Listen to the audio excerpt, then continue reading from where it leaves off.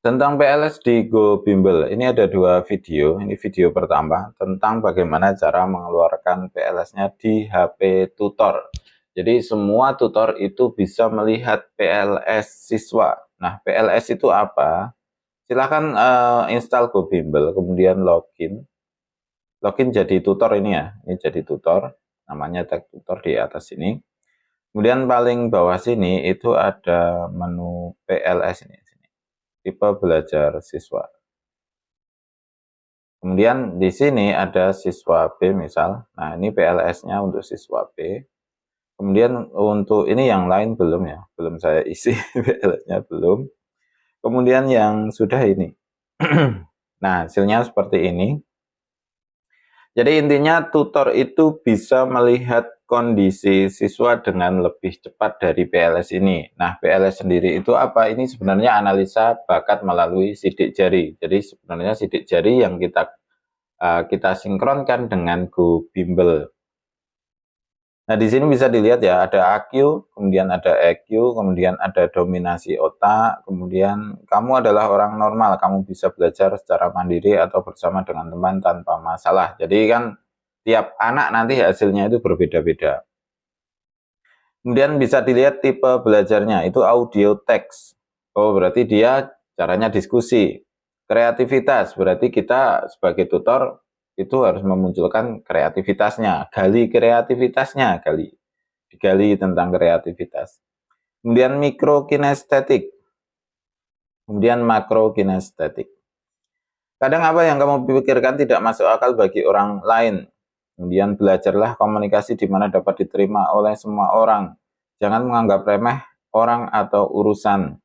Diskusi adalah cara belajar terbaik buat kamu. Buat ringkasan, lalu rekamlah teks ringkasan kamu.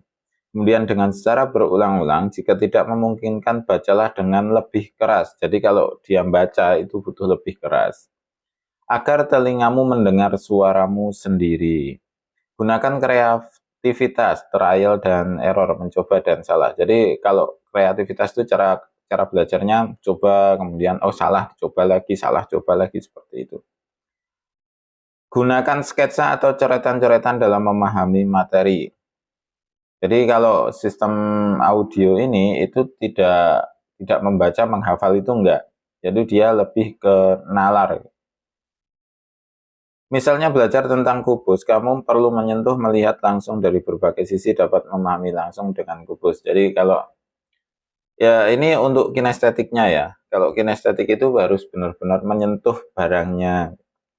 Tenaga kamu banyak, kamu mungkin akan menghabiskan separuh tenaga dengan cara melakukan hal-hal fisik. Kamu mungkin perlu menghabiskan separuh tenaga dengan cara melakukan hal fisik seperti olahraga, main sepeda, agar lebih berkonsentrasi dalam belajar. Jadi orang kinestetik itu perlu mengeluarkan sedikit energinya dulu sebelum belajar. Kenapa? Karena dia itu energinya banyak banget.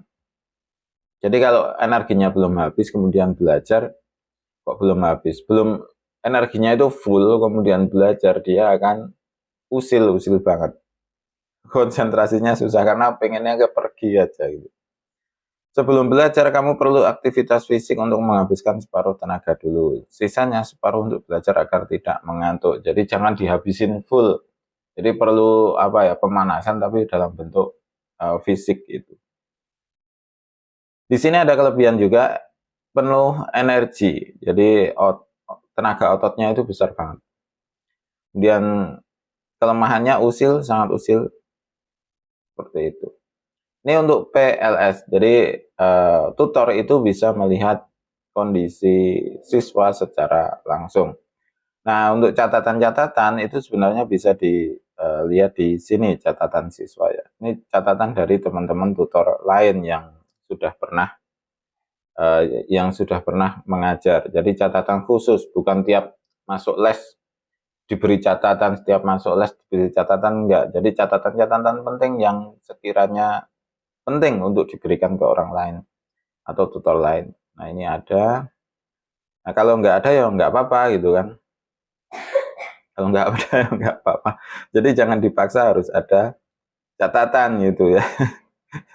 Jadi, nah ini nggak ada catatan berarti anaknya normal-normal aja, nggak ada masalah, kira-kira seperti itu. Terima kasih tuh, lihat di video keduanya akan saya lampirkan di G, akan saya lampirkan di deskripsinya.